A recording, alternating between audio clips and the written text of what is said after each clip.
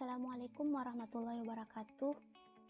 Perkenalkan, nama saya Mardatila, peserta Latsar CPNS golongan ketiga BP SDMD Provinsi Kalimantan Selatan, nomor urut 35, kelompok 4, angkatan 19. Akan menjelaskan mengenai podcast penerapan sistem merit di Indonesia. Apa itu sistem merit? Sistem merit adalah kebijakan dan manajemen ASN yang berdasarkan pada kualifikasi, kompetensi, dan kinerja secara adil dan wajar dengan tanpa membedakan latar belakang, politik, ras, warna kulit, agama, asal-usul, jenis kelamin, status pernikahan, umur, atau kondisi kecacatan. Pengertian tersebut berdasarkan pada Undang-Undang Nomor 5 Tahun 2014 Pasal 1. Berikut dasar sistem merit, yaitu Pasal 51 Undang-Undang Nomor 5 Tahun 2014 tentang ASN, yaitu manajemen ASN diselenggarakan berdasarkan sistem merit. Prinsip sistem merit yaitu keadilan dan kewajaran, objektif, berbasis kinerja. Tujuan sistem merit adalah 1. Merekrut ASN yang profesional dan berintegritas, serta menempatkan mereka pada jabatan-jabatan birokrasi pemerintah sesuai kompetensinya. Kedua, mempertahankan ASN melalui pemberian kompensasi yang adil dan layak. Ketiga, mengembangkan kemampuan ASN melalui bimbingan dan diklat.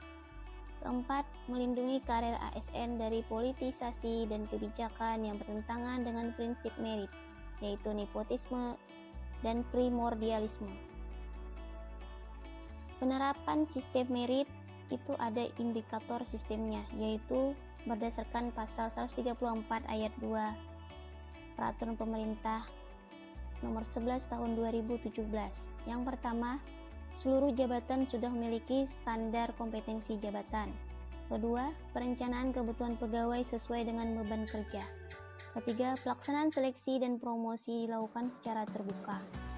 Keempat, memiliki manajemen karir yang terdiri dari perencanaan, pengembangan, pola karir, dan kelompok rencana suksesi yang diperoleh dari manajemen talenta.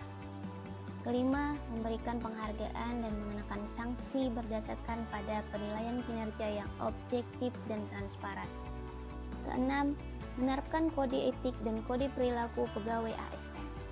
Ketujuh, merencanakan dan memberikan kesempatan pengembangan kompetensi sesuai hasil penilaian kinerja.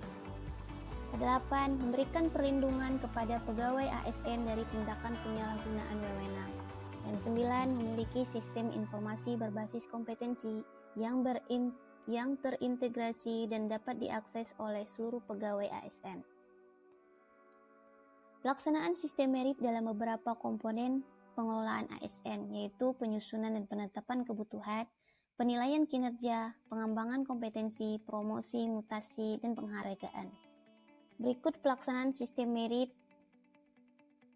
Di Indonesia, ada 524 instansi pemerintah yang belum menerapkan sistem merit ASN, belum termasuk lembaga non-struktural. Instansi yang dimaksud yaitu berupa kementerian, lembaga pemerintah non-kementerian, pemerintah provinsi, dan pemerintah daerah. Pada tahun 2018, Provinsi Kalimantan Selatan telah melakukan penilaian mandiri sistem merit dengan tingkat penerapan kurang. Kondisi tersebut menerangkan bahwa pemerintah provinsi belum menerapkan sistem merit dan baru memenuhi sebagian kriteria yang ditetapkan.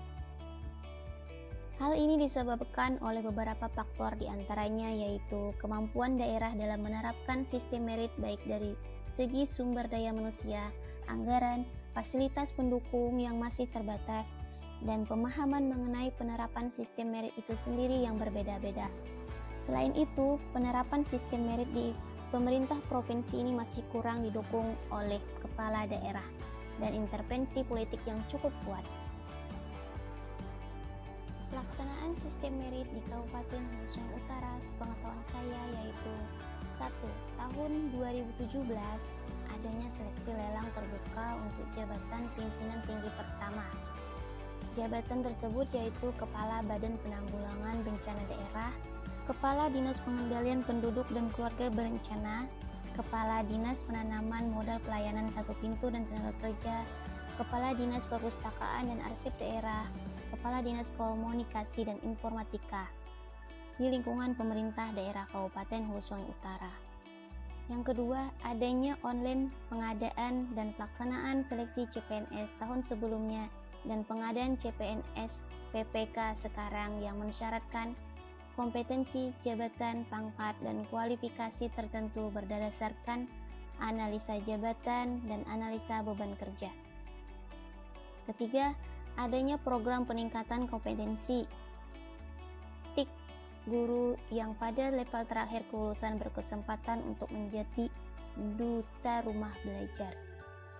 Keempat, adanya peningkatan jenjang jabatan dari guru menjadi kepala sekolah menjadi pengawas, dan seterusnya sesuai terpenuhinya persyaratan kompetensi dan kualifikasi yang ditentukan. Demikian penjelasan dari podcast saya. Terima kasih. Assalamualaikum warahmatullahi wabarakatuh.